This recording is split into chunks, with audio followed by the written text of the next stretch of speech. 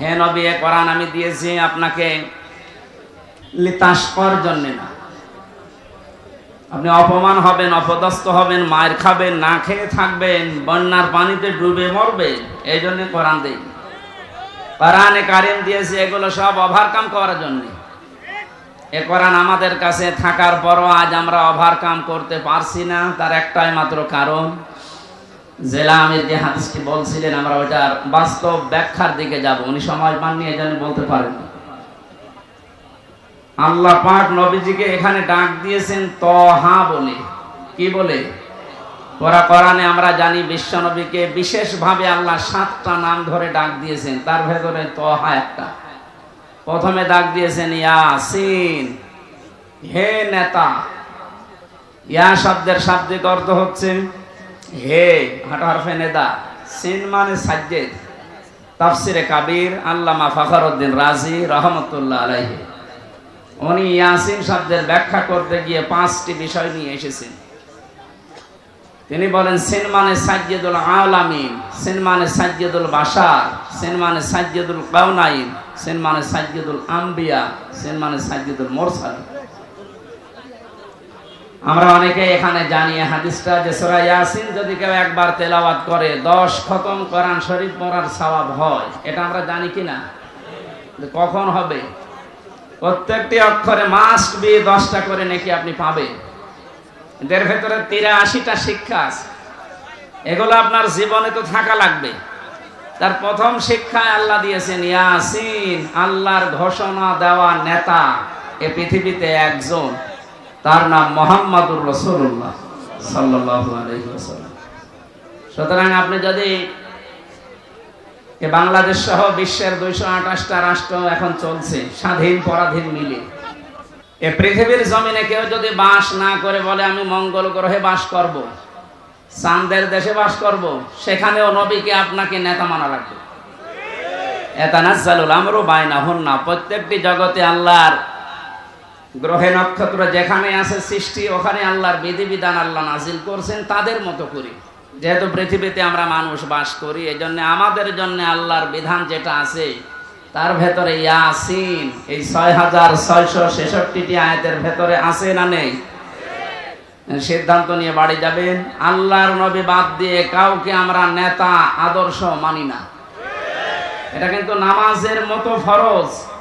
অনেকে আজকে রাজনীতি মনে করে, দুনিয়ার হিসাব মনে করে চলে যায়। না, এটা দুনিয়ার বিষয় না, এটা আখিরাতের সাথে সম্পর্কিত।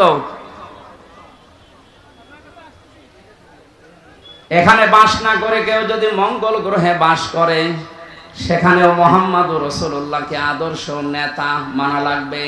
যেহেতু আল্লাহর ঘোষণা দেওয়া নেতা তিনি। নাকি আমির হামজা ঘোষণা দিয়েছে? কে দিয়েছে? 2 নম্বরে পেয়েছিলাম সাজ্জেদুল বাশার। বাশার মানে মানুষ। কেউ যদি বলে যে আমি মানুষ, আমি জানোয়ার না, তার জন্য মুহাম্মাদুর রাসূলুল্লাহকে আদর্শ মানা লাগবে। এই কথা বুঝতেছে? সুতরাং এই দুনিয়াতে কেউ যদি বিশ্ব নবী মুহাম্মাদুর রাসূলুল্লাহকে আদর্শ না মানে, নেতা না মানে, সে আর মানুষ নেই। এটা তো আমি বানালাম নাকি? কত আলেম বসে আছে দেখতে পাচ্ছেন।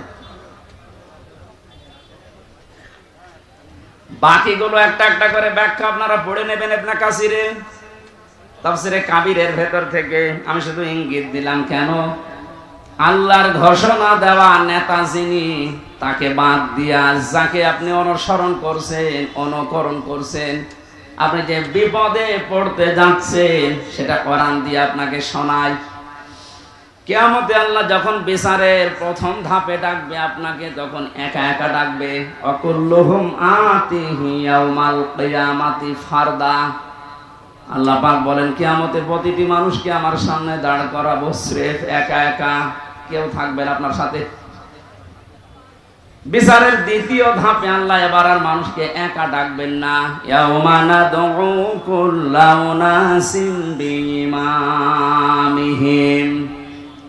সূরা বানী ইসরাঈলের 72 নম্বর আয়াতের প্রথম অংশে আছে, আল্লাহ পাক বলেন কিয়ামতে বিচারের দ্বিতীয় ধাপে আমার সামনে মানুষ হাজির হবে তার নেতার সাথে।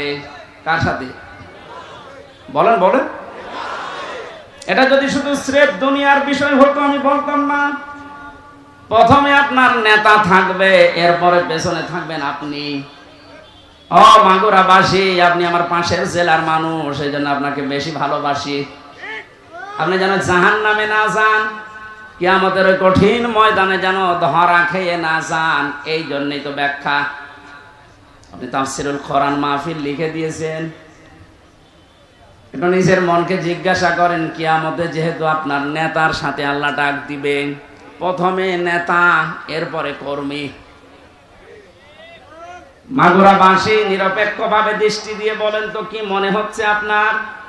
আপনি যাকে আদর্শ মানেন, যাকে নেতা মেনে চলেন, যাকে আপনি রায় দিয়ে ভোট দিয়ে চেয়ারে বসান, এই লোকটা আপনার সামনে থাকবে, আপনি থাকবেন পেছনে। ওর যা চরিত্র আপনি তো জানেন। কথা বলেন না কেন? ও যে কোরআন বিরোধী মানুষ আপনি কিন্তু জানেন। ও যে আল্লাহকে বিশ্বাস করে না, শুধু মুখে মুখে, ভেতরে আল্লাহর বিশ্বাস ওর নেই, এইটাও আপনি জানেন। আপনার চাইতে আল্লাহ পাক ওর সম্পর্কে একটু কম জানে। আরো জোরে বলেন। যদি বেশি জানে, আপনি তো শুধু উপরেরটা জানেন, আল্লাহ ভেতরেরটা জানে। ওকে যদি আপনার সামনে দেখে, আপনার বিবেকে কি বলে আমি জানি না, তবে আমার বিবেক বলছে আপনাকে আল্লাহ কিন্তু ধরবে। কারণ ওকে দেখে আল্লাহর আগে রাগ হয়ে যাবে, আপনার পর্যন্ত যাওয়া লাগবে না। এই তালেব ভাই কি বলছে? মেহেরপুরের লোক না এভাবে বলে, কি বলছে? এই মানুষগুলো দেখেন নিজেই বলছে হ্যাঁ ঠিক, তার মানে আমি ধরা খাবো। আপনি বুঝে বলেন আর না বুঝে বলেন এইটা সঠিক। আমার কোরআনের চোখ লাগিয়ে, হাদিসের চোখ লাগিয়ে যেটা দেখতে পাচ্ছি সত্যি, আপনি কিন্তু ধরা খাচ্ছেন। এই জন্যই তো বলছে আপনি পাল্টাবেন আজকে। নেতা এটা দুনিয়ার বিষয় না। মাইয়াশফা শাফাআতান হাসানাতান ইয়াকুল লাহু নাসীবুম মিনহা ওয়া মাইয়াশফা শাফাআতান সাজ্জিয়াতান ইয়াকুল লাহু কিফলুম মিনহা ওয়া কানা আল্লাহু আলা কুল্লি শাইইন মুকিতা। সূরা নিসার 85 নম্বর আয়াতে আছে, এটা ফি জিলালিল কোরআনে ব্যাখ্যা আছে, আমি শুধু সামারাইজ করে বলছি।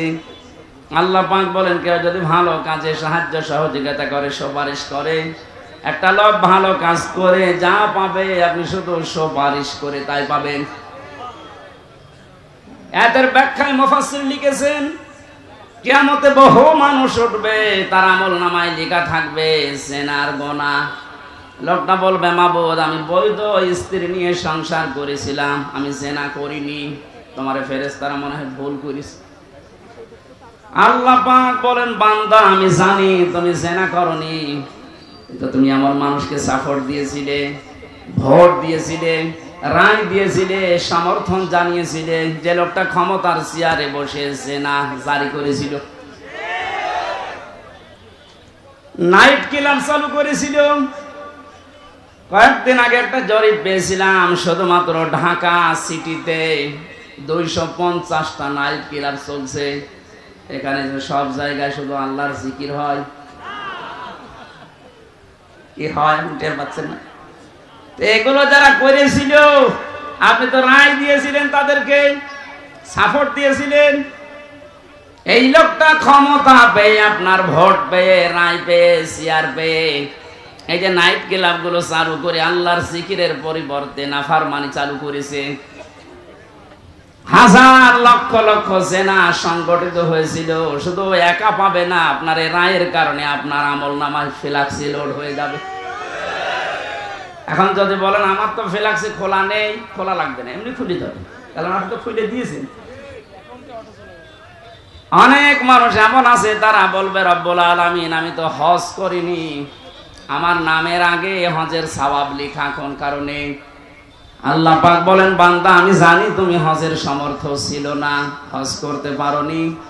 এমন মানুষকে রায় দিয়েছিলে যে লোকটা চেয়ার পাওয়ার পরে হজের সিন্ডিকেট ভেঙে দিয়েছে। এই যে আফামা খালিদ, ডক্টর আফামা খালিদ হোসেন ক্ষমতা পাওয়ার পরেই চেয়ারে বসতে দেরি, পরের দিন ঘোষণা দিয়েছে হজের মতো এরকম একটা ফরজ বিধান নিয়ে যারা ব্যবসা করছে, সিন্ডিকেট করে আছে, আমি সব ব্যাংকে চোরমার করে দেব। এইরকম মানুষগুলোকে যদি 151 জন আমরা পাঠাতে পারি, হজ সহ যত আল্লাহর বিধানের সাথে দেশে আজ তামাশা করা হচ্ছে সবগুলো আমরা ভেঙে দিতে পারবো। তাহলে এই ভালো কাজে যদি আপনি সাহায্য করেন, সহযোগিতা করেন, সমর্থন জানান, ভোট দেন, রায় দেন, সুপারিশ করেন, কিয়ামতে আপনি হজ না করেও হজের সওয়াব নিয়ে হাজির হয়ে উঠতে পারবেন। কথা বলেন ঠিক কিনা? এই জন্য বারবার আমি স্মরণ করাচ্ছি, যাকে আপনি সামনে নিয়ে স্লোগান দিচ্ছেন এই লোকটার চরিত্র কিন্তু আপনি জানেন। এমন মানুষকে সামনে যে ব্যবস্থা আসছে, সাপোর্ট করা যাবে না, সুপারিশ করা যাবে না, রায় দেওয়া যাবে না, ভোট দেওয়াও যাবে না। যে লোকটাকে দেখলে আল্লাহ রাগ হয়ে যায়। এখানে একটা ছোট্ট কথা বলছি, সূরা ফুরকান 19 নম্বর পারা 4 নম্বর পৃষ্ঠার 15 নম্বর লাইনে আছে, বাড়িতে যে মিলাবেন। কোন মুসলমান ঈমান যাদের আছে, কোন মুমিন 3টা গুনাহ দুনিয়ায় করতে পারে না হুঁশ থাকতে। এই ভালো করে মিলাবেন, আমি গতানুগতিক কথা বলি না। কোন মুমিন পৃথিবীতে জীবিত থাকতে হুঁশ থাকা অবস্থায় 3টা গুনাহ করতে পারে না। এই ঘোষণা দিচ্ছে কে? নাকি আমি বানালাম? এবার আল্লাহর ঘোষণা শোনেন, ওয়াল্লাযীনা লা ইয়াদউনা মা'আল্লাহি ইলাহান আখারা ওয়া লা ইয়াকতুলুনান নাফসাল্লাতী হারামাল্লাহু ইল্লা বিল হক ওয়া লা ইয়াজনুন। আল্লাহ পাক বলেন, 1 নম্বরে তারা আল্লাহ বাদে অন্য কাউকে ডাকতে পারে না। আল্লাহ বাদে অন্য কাউকে যারা ডাকছে, কোন মুমিন এ ডাক দিতে পারে না। আজ কয়েকদিন ধরে একটা ভিডিও চোখে পড়ছে, জালেমরা তো বিদায় নিয়েছে আমরা দেখতে পাচ্ছি, তো বাংলাদেশে এখন নব্য অনেকেই মুনাফিকের আচরণ আরম্ভ করেছে। আল্লাহর ঘোষণা ছিল কি? কোন মুমিন পৃথিবীতে 3টা গুনাহ করতে পারে না, করলে সে আর মুমিন থাকে না। 1 নম্বরে আল্লাহর সাথে অন্য কাউকে আপনি ডাকতে পারবেন না। ভিডিওতে দেখলাম একজন, এদেশে অনেক বড় দায়িত্বে আছে, আমি নাম নিলাম না, উনি গৌতম বুদ্ধের প্রশংসা করছে। আল্লাহ বাদে অন্য কাউকে ডাকায় যেহেতু জায়েজ নেই, সেহেতু ওই জায়গায় আপনি যা বললেন আপনার ঈমান নেই। মুমিন হিসাবে আপনি যা করলেন আপনার ঈমান নষ্ট হয়ে গেছে। এরকম মানুষ যদি সামনে আসে, আপনি কোনোদিন আপনার রায়, সমর্থন, সুপারিশ, ভোট দিতে পারবেন? তাহলে কাফেরকে দেওয়া হবে। 2 নম্বরে ওয়ালা ইয়াকতুলুনান নাফসাল্লাতী হারামাল্লাহু ইল্লা বিল হক। এই পৃথিবীর ময়দানে আল্লাহর ঘোষণা দেওয়া ব্যতীত আপনি কাউকে অন্যায় ভাবে হত্যা করতে পারবেন না।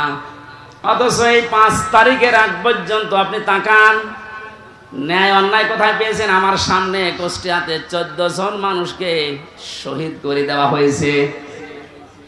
এই হত্যার সাথে টপ টু বটন একেবারে উপরের নির্দেশ। যত মানুষ জড়িত, এরা একটাও আর মুসলমান মুমিন নেই, বিপরীতটা হয়ে গেছে।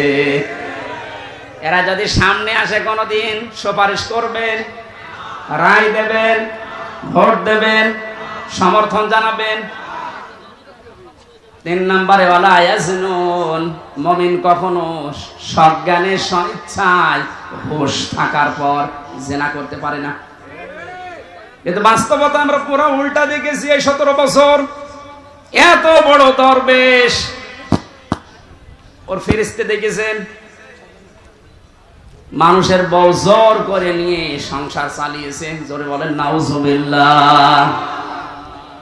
কোরআনে কারীমের সূরা ফুরকানের আয়াত অনুযায়ী এই 3টা গুনাহ কোনো মুমিন করতে পারে না। সুতরাং যারা করছেন আপনারা মুমিন নেই।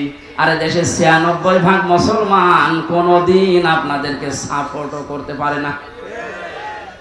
আমি আশা করছি আপনি কথা মেনে নেবেন, কারণ এটা আমার নিজের কথা না, আল্লাহর বক্তব্য। আমি শুধু অ্যাডভার্টাইজ করলাম।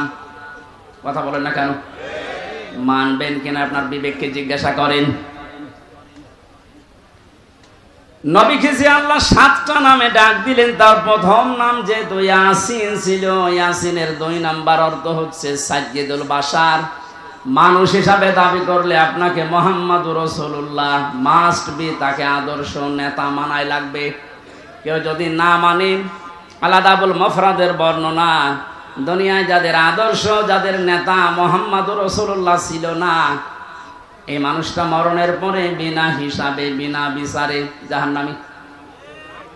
এটা আমি বানালাম। হ্যাঁ, এবার আসেন যে কথাটা বোঝানোর জন্য এতক্ষণ বারবার এদিকে ওদিকে যাচ্ছি, খুব খেয়াল করেন। মুহাম্মাদুর রাসূলুল্লাহ সাল্লাল্লাহু আলাইহি ওয়াসাল্লাম এখন নেই, আছে? বলেন না কেন? উনি যে আমাদের আদর্শ, আমার নেতা, উনি তো নেই। আমি এখন দেখে মেনে চলবো কি করে? কোরআনে কারীম জানিয়েছে, ইয়া আইয়ুহাল্লাযীনা আমানু আতিউল্লাহা ওয়া আতিউর রাসূলা ওয়া উলিল আমরি মিনকুম ইলা আখিরি আয়াত। সূরা নিসা 5 নম্বর পারার 6 নম্বর পৃষ্ঠা 9 নম্বর লাইনের 59 নম্বর আয়াতে আছে। এটা ফি জিলালিল কোরআনে পাবেন। আল্লাহ ডাক দিয়েছেন, হে ঈমানদারেরা, আমি আল্লাহর আনুগত্য করো, আমার রাসূলের আনুগত্য করো, আর তোমাদের ভেতরে যারা উলিল আমর, নেতৃত্ব দেয়, নেতা যারা, তাদের মেনে চলো। এই আদেশ মানা নফল না ফরজ? আরো জোরে বলেন। নামাজ যেভাবে ফরজ মনে করে পড়েন, এই আয়াতটাও মেনে নেওয়া লাগবে ঠিক ওইভাবে ফরজ মনে করে। কিন্তু শিক্ষার বিষয় এখানে যে আতিউ, এটা ফেল, এটা ভার্ব, এটা ক্রিয়া। এই শব্দটা আল্লাহ নিজের নামে আর রাসূলের নামে দিয়েছেন, কিন্তু উলিল আমরের আগে আল্লাহ শব্দটা দেননি। আমি যে কয়টা তাফসীর আয়াতের সাথে মিলিয়েছি, সব মুফাসসির একমত, আল্লাহ রাসূলকে মেনে চলা লাগবে, কোনো প্রশ্ন করা যাবে না। আল্লাহ রাসূলের পরে কিয়ামত পর্যন্ত যারা দুনিয়ায় আসবে, যারা নেতা হবে, নেতৃত্ব দেবে, এদেরকে যদি আপনি মেনে চলতে চান, মাস্ট বি, আপনাকে দেখা লাগবে এই লোকটা আল্লাহ রাসূলকে মেনে চলে কিনা। একটা যদি আমরা মেনে নিতে পারতাম, অনেকে যারা 41 সাল টার্গেট দিয়েছেন, 31 সাল টার্গেট দিয়েছেন, এত লাগবে না। আমার যতটুকু বিশ্বাস, এই 5 তারিখের পর থেকে আজকের এই 6 তারিখ, মাত্র এই 32 দিন, এই 32 দিন এই যেভাবে পাল্টেছি আমরা, আপনি আর কিছুদিন সময় দেন, 16 থেকে এখন প্রায় 36% মানুষ এদেশে চাচ্ছে যে ইসলাম রাষ্ট্রীয়ভাবে কায়েম হোক। আমি আগস্টের 5 তারিখের আগ পর্যন্ত একটা জরিপ দেখেছিলাম বিবিসির, বাংলাদেশে 100 জনের 16 জন মানুষ চাইতো যে দেশে ইসলাম কায়েম হোক। কিন্তু আগস্টের 5 থেকে এই সেপ্টেম্বরের আজকে 7 তারিখ, মাত্র 32 দিনে, গতকালকের রিপোর্টও দেখেছি, এদেশে এখন 36 জন মানুষ চাচ্ছে এদেশে ইসলাম কায়েম হোক। একটু যেতে দেন সময়টা, 51 যখন হয়ে যাবে এদেশের মানুষ যে ইসলাম এদেশে কায়েম হোক, কোন মহারথী আর বাধা দিয়ে পার পাবে না। আর আমরা এটা দেখতে চাই। কথা বলেন না কেন? জালেমরা তো বুঝেছিল, পালিয়েছে। মুনাফিক অনেকে আছে, অনেকে বুঝে ফেলছে, এজন্য খালি তোড় জোড় করছে, না আর সময় দেওয়া যাবে না, সময় দেওয়া যাবে না। মানে এরকম পরিবেশ তৈরি করেছে কি আপনার বাবা নাকি? যারা তৈরি করে দিয়েছে বৈষম্য বিরোধী ছাত্র আন্দোলনের এই নেতা কর্মী যারা, এরা যা বলবে তাই হবে। আপনি কোথাকার কে, কি করেছেন আপনি 17 বছর? আপনি এখন বড় বড় ইস্যু তৈরি করে নিয়ে আসতেছেন। যারা এভাবে স্বাধীন মুক্ত ভাবে জীবনে চলাফেরা করার পরিবেশ তৈরি করে দিয়ে গেল, তারা যা বলবে আমরা তাই মেনে নেব। বেশি বাড়বেন না। জালেমরা বেশি বাড়ার কারণে এই পরিণতি হয়েছে। মুনাফিকরাও যদি বেশি বাড়ে, মুনাফিকদের অবস্থা আরো শোচনীয় হবে। আমি সবচেয়ে বেশি আশ্চর্য হয়েছি গত বর্ষদিন এই 17 বছরের ভেতরে কোন বড় জালেম হোক আর ছোট জালেম হোক কেউ সাহস পায়নি যে কোরআনে কারিমের কথা মসজিদে বলতে দেব না, এরকম সাহস কেউ দেখায়নি। কথা বলেন না, আমি পাইনি। কিন্তু গত 2 দিনে অনেক জায়গায় দেখছি জালেম তো নেই দেশে, মুনাফিক আছে। এই মুনাফিকেরা এখন সুর তুলছে মসজিদে কিসের কোরআনের কথা মসজিদে বলা যাবে না। আল্লাহর ঘোষণা শোনেন এবার, আমান আযলামু মিম্মান মানাআ মাসাজিদাল্লাহি আইয়ুযকারা ফিহা ইসমুহু ওয়া সাআ ফি খারাবিহা। সূরাতের প্রথম অংশে আছে, ও মাগুরাবাসী এটা রেকর্ড হচ্ছে, কালকে সারা দেশে ছড়াবে। আমার সামনে এখন এই 10,000 20,000 মানুষ না, আমার সামনে এখন 18 কোটি মানুষ আছে। সবাইকে উদ্দেশ্য করে বলছে যারা একথা ছড়িয়েছেন যে মসজিদে কিসের কোরআনের কথা, আল্লাহর ভাষা দেখেছেন? আল্লাহ বলেন বড় জালেম আমার দৃষ্টিতে ওইটা যে আমার ঘর মসজিদে আমার নামের আলোচনা, আমার জিকির, আমার কোরআনের কথা বলতে দেয় না। সুতরাং ভুল করছেন আপনি কিন্তু জালেমের খাতায় পড়বেন, আর জালেম হলে সে আল্লাহর টার্গেট। জালেমেরা টার্গেট কার?